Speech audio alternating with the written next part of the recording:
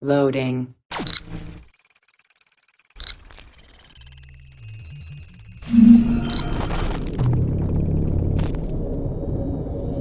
Welcome to Access the Animus. Hello everyone and welcome to a new video here on Access the Animus. 3 months ago we released a video discussing a new modern day based activity called the Animus Anomalies, and while we did mention in our second impressions video that we tested a second instance of the activity, we did not delve into that too much. Thus, with this video we're going to get a bit more into that, and especially in the new elements that we saw while playing it. As we did for our last Animus Anomalies video, just a heads up, we were not allowed to show the activity itself, but we are at liberty to tell you and discuss everything we saw. Thus, we'd like to issue a spoiler warning as the activity deals with the modern day of the franchise and quite possibly with the first civilization too. So once again, if you feel that at any time in the video you have learned enough and don't want to know anything more, that is completely fine and understandable, especially considering that we're getting very close to the release date of the game. Also, please be kind in the comments and don't spoil the fun for those who might want to keep the surprise for themselves. Thus, with that out of the way, let's get started.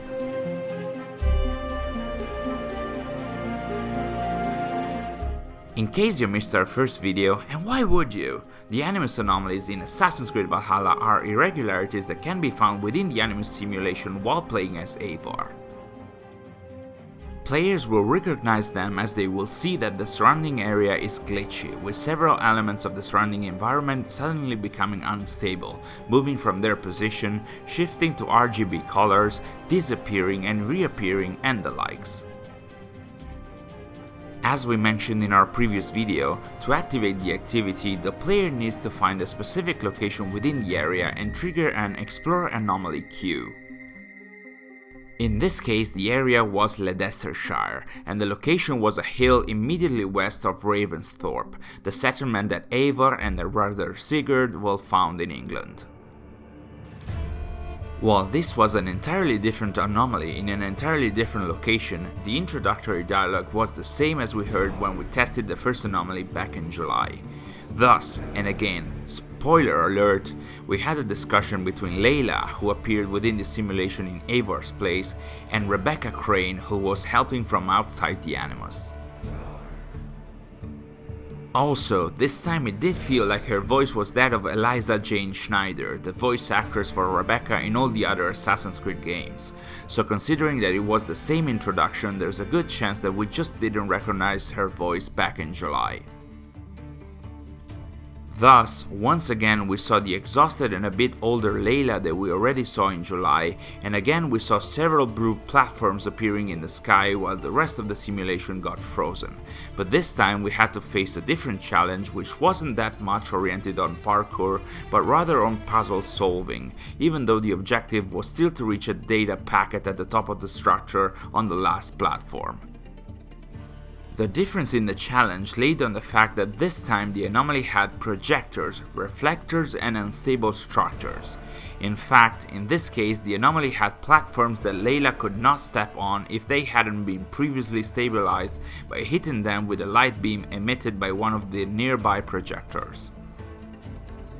What followed was a series of puzzles that required Layla to use several projectors on the various unstable platforms, even using the aforementioned reflectors, which were basically objects that manipulated the direction of the light beam that passed through them. As we progressed through the anomaly, and we're laying a new spoiler warning here because we'll be talking about story and lore, we heard a new dialogue in the background, once again possibly dating to the first civilization times. If you watched our first video dedicated to the Animus Anomalies, we did mention we heard two masked voices, one of a male character and one of a female one, that needed a serum for unknown reasons, but the only way to obtain it was to beg a third character called the Mad One. In that anomaly, the male voice said that he would never bow down to this Mad One and would prefer to see the world being obliterated instead, so the couple had to resort to other ways to cope with what they were facing. In this second anomaly that we tested, we heard a new dialogue, again between two masked voices, a male and a female one, although it's not clear whether it was the same two people from the other anomaly, and this time the female voice tried to wake the male one, calling him my love, because soldiers were at their door, looking specifically for him, but also by extension for both of them.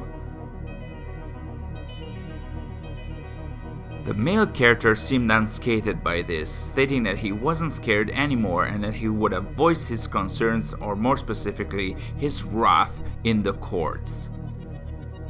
The female character seemed extremely worried, answering that they would kill him before allowing him to speak in said courts, to which the male reacted by saying that he would appeal to quote-unquote the council in order to tell them what the mad one had done, but the female character urged him that that was not the time to argue before the dialogue ended. As it happened in the other anomaly that we played, upon reaching the top of the last platform in this new one, Layla touched the data packet that she was after, and once again we saw a very brief cutscene, just a few frames really, and we saw... Okay, another spoiler warning here, you're warned. While in the first anomaly we saw what seemed to be a structure holding a few yellow pods, at least one of which contained a baby, as a character with a futuristic helmet walked nearby, this time we saw two characters wearing the same futuristic helmet and equipment running frantically within a room, and that room was weird, but the kind of weird that hardcore fans might love. Did we mention we're dealing with spoilers here? Anyway, the room seemed to have a sort of a table at its center, and around it the camera showed two futuristic / First Civilization styled chairs on one side and one at the head of the table, and on these chairs were sitting three humans or humanoid forms, maybe Isu, who did not move at all. You could see their head with no helmets, and they were wearing what seemed like a suit which appeared to have some veining or striping on it, which was different but kind of reminded us of those from the truth video of Assassin's Creed 2. On the background there were several screens depicting human-like bodies as if they were checking the vital conditions of the people sitting on the chairs, and also a sort of a green tree, or more like the skeleton of a green tree, using our friend Tarul's words. In one of his hypotheses he believes that might be a representation of the Yggdrasil, and if you're interested in that theory you can find a link to it in the description.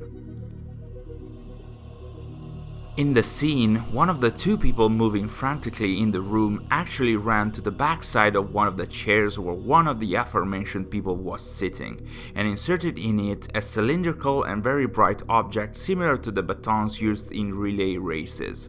Once he did that, the chair started to lighten up, as if it was going to activate itself somehow, but then the footage was over.